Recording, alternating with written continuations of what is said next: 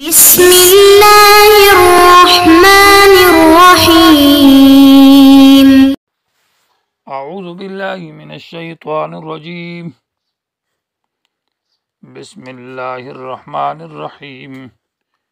فاصبر على ما يقولون وسبح بحمد ربك قبل طلوع الشمس وقبل غروبها ومن آناء الليل فسبح وأطراف النهار لعلك ترضى.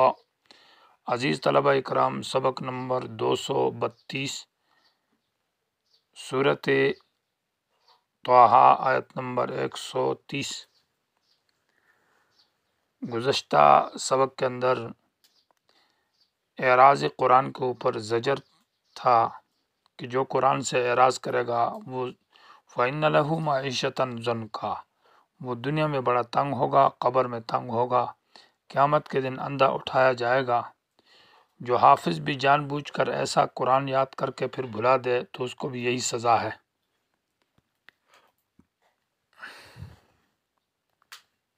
وَلَوْلَا كَلِمَةٌ سَبَقَتْ مِنْ رَبِّكَ لَكَانَ لِزَامًا سے سوال کا جواب تھا کہ جب کسی کے ذہن میں یہ خیال میں یہ بات آ سکتی ہے کہ جب کافروں کا یہ وتیرہ ہے اور یہ وتیرہ ان کا بڑا غلط ہے اور قرآن کا انکار یہ اللہ سے بغاوت ہے، تو ایسے شریروں اور بدبختوں کو تباہ و برباد کیوں نہیں کیا جاتا؟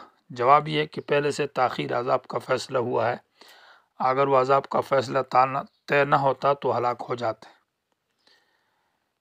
فَاصْبِرْ عَلَىٰ مَا يَقُولُونَ سے ابھی نبی علیہ السلام کو تسلی ہے اور ساتھ ساتھ اسباب ذکر کیے جا رہے ہیں جو سکون اور خوشی کے ہیں، یعنی انسان کے لیے سکون اور اطمینان، سکون قلبی ظاہری اور باطنی جو سکون حاصل ہوتا ہے وہ کون سی چیزیں ہیں؟ تو اس میں سے ایک ہے ذکر لسانی۔ انسان ہر وقت اللہ کی سبح بحمد ربک، اللہ کی تسبیح بیان کرے، حمد بیان کرے، سوچ سمجھ کر معنی مفہوم کو توجہ کے ساتھ۔ اور دوسری چیز ہے ذکر قلبی کی، دل میں بھی اللہ کو یاد کرے، ان تذکر عند المعصیۃ وعند ما احل وما حرم، حلال حرام ہر وقت جب انسان کسی کام میں مشغول ہو تو اللہ یاد رہے۔ اور تیسرے نمبر پر عملی ذکر ہے، وہ ہے نماز، اوقات خمسہ کے اندر نماز کی پابندی کرے، تو لعلک ترضیٰ، تاکہ تو خوش ہو جائے گا۔ فاصبر، صبر کیجیے، علامہ ان باتوں پر یقولون جو یہ کہتے ہیں، جو لوگ آپ کو برا بلا کہتے ہیں، تنگ کرتے ہیں، ان باتوں کے اوپر صبر کیجیے۔ وسبح بحمد ربک، اور پاکی بیان کیجیے اپنے رب کی، بحمد کا ساتھ اپنے رب کی حمد بھی بیان کر، قبل طلوع الشمس، سورج کے طلوع ہونے سے پہلے، وقبل غروبها، اور غروب سے پہلے، ومن آناء اللیل، اور رات کی گھڑیوں کے اندر، فسبح، پس پاکی بیان کیجیے، واطراف النہار، اور دن کے اطراف میں، لعلک ترضیٰ، تاکہ تو خوش ہو جائے۔ تو قبل طلوع الشمس سے صبح کی نماز مراد ہے، اور قبل غروبها سے یہ عصر کی نماز مراد ہے، ومن آناء اللیل سے مغرب اور عشاء کی نماز مراد ہے، اور واطراف النہار سے ظہر کی نماز مراد ہے۔ تو یہ 5 نمازیں ہیں۔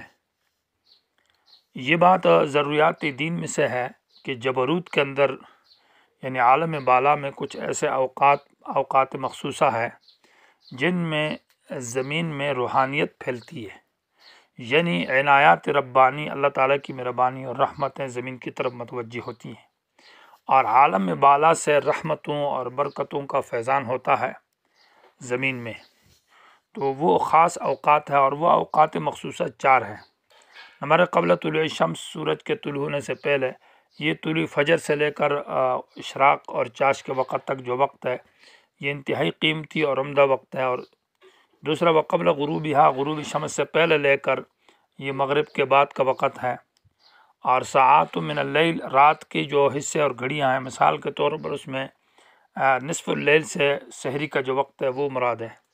اور زوال کا وقت سورج کے ڈھل جانے سے لے کر جو وقت شروع ہوتا ہے، تو ان اوقات جو ہے یہ ان اوقات سے بہتر اور عمدہ کوئی وقت نہیں ہے۔ معمولی محنت ان کے اندر وہ نتیجہ خیز ثابت ہوتی ہے، اور ان کے اندر معمولی سی ذکر اذکار، تو ان سے انسان اس کے اندر سوئے نہ، غافل نہ ہو، اور بیدار رہے، متوجہ اللہ رہے۔ ان میں اللہ تعالیٰ کی عبادات بھی قبول ہوتی ہے اور دعائیں قبول ہوتی ہے، اس لیے آیات کے اندر ان کا ذکر ہے، اور کہا لعلک ترضیٰ، اس سے آپ کو خوشی حاصل ہوگی، آپ کو سکون حاصل ہوگا۔ ولا تمدن عینیک، باقی آپ کہتے ہیں کہ مال ہے کافروں کے پاس، اور یہ مالدار لوگ ہیں، تو مال کی طرف آپ کی نگاہ نہ جائے۔ لا تمد عینیک، نہ دراز کر اپنی آنکھوں کو، نہ جائے آپ کی آنکھیں علامہ اس مال کی طرف متانا بھی جو ہم نے ان لوگوں کو دیا ہے، ازواجن قسمہ قسم، منہم انہی لوگوں میں سے، زہرت الحیات الدنیا، یہ دنیاوی زندگی کی معمولی خوبصورتی ہے، چمک اور دمک ہے، عارضی طور پر اس میں کچھ بھی نہیں ہے۔ لنفتنہم فیہ، یہ متعلق ہے متانا کے ساتھ، یہ جو ہم نے مال ان کو دیا ہے تو ہم اس سے ان میں آزمائش اور امتحان لیتے ہیں۔ باقی ورزق ربک، تیرے رب کی جو رزق ہے، خیر، وہ بہتر ہے، وابقا، اور باقی ہے۔ اللہ تعالیٰ نے حلال رزق جو کم دیا ہے لیکن وہ حلال ہے، اور جس سے آپ کی عبادت اور دنیا کا معاملات گزرتے ہیں، یہ بہتر ہے۔ یا رزق سے مراد جنت میں اللہ جو روزی دے گا وہ خیر، بہتر ہے، وابقا، اور باقی ہے۔ یا رزق سے مراد اللہ کی کتاب ہے کہ اللہ کی کتاب کو پڑھ، یہ تیری روزی ہے، خیر، یہ بہتر ہے اس دنیا سے اور دنیا کے مال و متاع سے جو اللہ نے تجھے قرآن دیا، اس کا علم دیا ہے، یہ سب سے بہتر ہے۔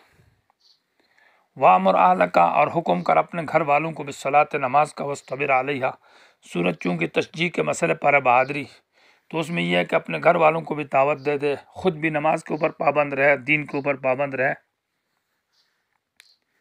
اور وَأْمُرْ أَهْلَكَ میں اہل کو پہلے ذکر کیا اس لیے کہ بعض لوگ تو خود نیک ہیں لیکن گھر والوں کو نماز کا حکم نہیں دیتے، اور خود بڑے نیک ہوتے ہیں، اور گھر میں بیوی بچوں کو، اپنے شاگردوں کو، اپنے ماحول کو، اور اہل میں گھر والے بھی داخل ہے، اس کے تابعدار بھی داخل ہے، مرید ہے، شاگرد ہے۔ تو وَأْمُرْ أَهْلَكَ مانا حکم دے اپنے گھر والوں کو، تابعداروں کو، بالصلاۃ، نماز کا، یعنی دینی ماحول ہونا چاہیے نماز والا، اور نماز کی پابندی ہونی چاہیے جہاں انسان رہتا ہے۔ اگر دوسرے اس کے تابعدار یا گھر والے نماز نہیں پڑھتے تو یہ انسان بھی گناہوں میں اور سستی میں پڑ جائے گا۔ وَاصْطَبِرْ عَلَيْهَا، اور اس پر خود بھی ڈٹ جائیے، مانا صبر کیجیے اس نماز کے اوپر۔ باقی یہ ہے کہ ہم تم سے لا نسألک رزقا، ہم نے نہیں ذمہ دار بنایا آپ کو روزی دینے کا۔ اللہ تعالیٰ ایسا آقا نہیں ہے کہ جیسے تم دنیا کے اندر آقا اپنے غلام سے خدمت لیتے ہیں اور مال مانگتے ہیں اور مزدوری مانگتے ہیں۔ اللہ تعالیٰ تم سے وما خلقت الجن والانس الا لیعبدون، میں نے انسان اور جن کو اس لیے نہیں پیدا کیا کہ وہ مجھے کھلائیں یا مجھے کما کر دیں، بلکہ وہ میری عبادت کریں۔ ہاں، روزی تو میں خود دیتا ہوں، ان کی معیشت، ان کے اسباب گزران یہ میں عطا کروں گا۔ لا نسألو کا معنی یہ ہے کہ میں نے نہیں بنایا آپ کو ذمہ دار رزقاً روزی دینے کا، نحن نرزقو کا، ہم روزی دیتے ہیں تجھ کو بھی اور ان کو بھی ہم دیں گے۔ والعاقبۃ للتقویٰ، باقی رہی یہ بات کہ خوشی، جو عاقبت مانا اچھا انجام اور خوشی، یہ للتقویٰ، یہ پرہیزگاروں کے لیے ہے۔ لتقویٰ مانا لأہل التقویٰ، اہل تقویٰ کے لیے۔ یہ لام اجلیہ ہے، والعاقبۃ للتقویٰ، خوشی تقویٰ کی وجہ سے ہے۔ جب انسان میں پرہیزگاری اور تقویٰ ہوگی تو اسے خوشی حاصل ہوگی۔ جب انسان میں پرہیزگاری نہیں، گناہ سے بچتا نہیں ہے تو اس کو خوشی حاصل نہیں ہو سکتی۔ تو اسباب ماقبل میں سبح بحمد ربک، اللہ کی تسبیح اور حمد، نماز کی پابندی، اور اوقات جو 4 اوقات ذکر کیے ان کے اندر خوب اللہ کے سامنے عبادت کی جائے اور گناہوں سے بچا جائے، تو یہ گویا کہ انسان کو کامل درجے کا سکون اور تقویٰ حاصل ہوگا۔ وقالو سے زجر ہے کہ یہ موسیٰ علیہ السلام پر جیسے معجزات آئے، سانپ، عصا ان کا سانپ بن گیا، اور تو مشرکین مکہ والوں نے بھی یہ کہا کہ ہمیں بھی ایک معجزہ دیا جائے کہ تم ایسا ایک سانپ بناؤ، تو اس پر زجر ہے۔ وقالو، یہ کہتے ہیں لولا یاتینا، کیوں نہیں لاتا یہ پیغمبر ہمارے پاس، بآیتن، مطلوبہ معجزہ، من ربی، اپنے رب کی طرف سے، آیت مانا کوئی معجزہ ہو جو یہ ان کی مرضی والا ہو، من ربی، اپنے رب کی طرف سے۔ جواب، اولم تاتیم، کیا نہیں آیا ان کے پاس، بینۃ ما، مانا صاف صاف بیان، ما، ان مضامین کا، فی الصحف الاولیٰ، جو پہلی صحیفوں کے اندر باتیں تھیں، اور بینت سے صاف بیان مراد ہے جو کہ قرآن ہے۔ قرآن ایک صاف بیان ہے، اس سے بڑا معجزہ تم کیا مانگتے ہو؟ اور یہ صحف اولیٰ کے مضامین اور ان باتوں کی بڑی وضاحت اور تفصیلی کتاب ہے۔ وَلَوْ أَنَّا أَهْلَكْنَاهُمْ بِعَذَابٍ مِّن قَبْلِهِ، یہ علت ہے بیان کے لیے کہ اللہ کہتا ہے میں نے یہ بیان اور قرآن کیوں بھیجا، اگر یہ نہ بھیجتا تو میری کل کو لوگ بہانہ کرتے کہ ہم کو ہلاک کیا ہے، حالانکہ ہمارے پاس رسول نہیں آئے، کتاب نہیں آئی، بغیر کتاب اور رسول بھیجے ہمیں ہلاک کر دیا، تو عذر بہانہ ان کا ختم ہو جائے گا۔ وَلَوْ أَنَّا أَهْلَكْنَاهُمْ، اگر ہم ہلاک کریں لوگوں کو، بعذاب، کسی عذاب کی وجہ سے، من قبل ہی، قرآن کے نازل کرنے سے پہلے، تو لقالو، یہ لوگ کہیں گے، ربنا، اے ہمارے پروردگار، لولا ارسلت الینا، کیوں نہیں بھیجا آپ نے ہماری طرف رسولا، کسی پیغام لانے والے کو، فنتبع، وہ ہمیں پیغام دیتا تو ہم اس کی پیروی کرتے، فنتبع پیروی کرتے آیات کا، تیری آیات کی، من قبل ان نذل، ذلیل ہونے سے پہلے، ونخزا، اور شرمندہ ہونے سے پہلے، ہم جو ذلیل جو ہے وہ ہم جو شرمندہ ہوا اس سے پہلے پہلے ہم اس کتاب اور رسول پر ایمان لے آتے ہیں۔ تو یہ عذر کوئی بھی نہ پیش کرتا، اس لیے اللہ فرماتے ہیں میں نے کتاب کو بھی بھیجا اور رسول کو بھی بھیجا۔ قل کہہ دیجئے کل، ہر ایک آدمی متربص، انتظار کرنے والا ہے، تم بھی انتظار کرو، فتربصوا فستعلمون، یقیناً تم جان لوگے، من اصحاب الصراط السوی، کہ سیدھے راستے والے کون ہیں، ومن اہتدی، اور کون ہے وہ شخص اہتدا جو سیدھے راستے کے اوپر چل رہا ہے۔ اصحاب الصراط السوی کا معنی یہ ہوگا کہ جو راستے پر چل رہے ہوں تو ان کو اصحاب الصراط السوی کہتے ہیں، اور اہتدا کا معنی ہے جو منزل تک پہنچ جائیں۔ تو تم جان لوگے من اصحاب الصراط السوی، جو سیدھے راستے پر ہو، یعنی سیدھے راستے پر چل رہے ہیں، ومن، اور اس کو اہتدا جو منزل تک پہنچ جائے گا۔ یہ بات کل قیامت کے دن پتہ چلے گی۔ تو سورۃ طٰہٰ کے اندر تشجیع علی الدعوت و تبلیغ تھی، اور سورت کے شروع میں ایک تمہید تھی، اس کے بعد پھر واقعہ موسیٰ علیہ السلام جس کا مقصد تھا تشجیع اور بہادری، پھر سحرہ کا واقعہ جادوگروں کا، اس کا مقصد بھی تشجیع اور بہادری، اس کے بعد بنی اسرائیل کی طرف سے موسیٰ علیہ السلام کو جو تکالیف برداشت کی اس کے اندر میں مقصد تھا تشجیع اور بہادری۔ آخر میں پھر تخفیفات تھی اور اعراض قرآن کے اوپر وبال کا ذکر تھا، اور ترغیب الی الکتاب، نبی علیہ السلام کو تسلی اور ان امور کا ذکر ہے جو اسباب خوشی اور سکون کے اسباب ہیں۔